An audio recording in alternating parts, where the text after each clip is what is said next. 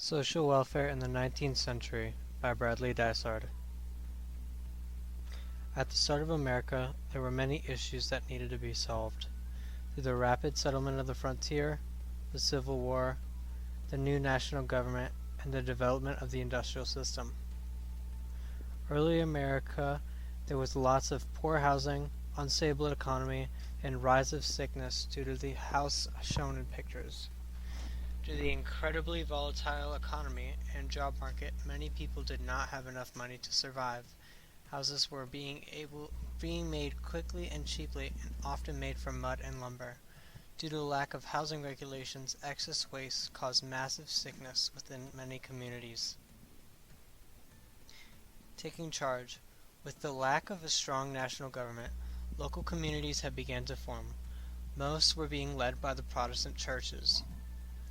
Protestants had a viewpoint which was working means practicing their faith, believing that if they did well while on their time on earth, they would be able to enter into heaven. They believed idle hands were the devil's workshop. The three social policies: moral treatment, social opportunities, control of people of color. Moral treatment for those who had fallen into sinful lifestyles such as drinking and gambling. Number 2, social opportunities were for voting, land, and helping the economy. And for 3 were the policies meant to control people of color. The temperance, the largest social reform decades prior to the Civil War. People began to see drinking of any kind as immoral, and taverns began to lose their ability to sell alcohol. Those who were able to sell were heavily taxed. Anti-poverty methods.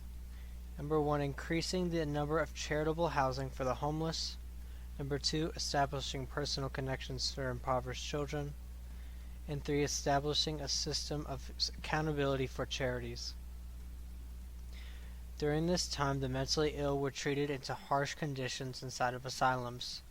It was not until Dorothea Dix had begun lobbying for them to have better treatment were these issues beginning to be solved. Public education. It was not until the 1860s where the government had established a national system of public education. While schools at the time were intended to teach students how to be pure of sinful acts, they slowly began teaching a broad span of subjects that we have today.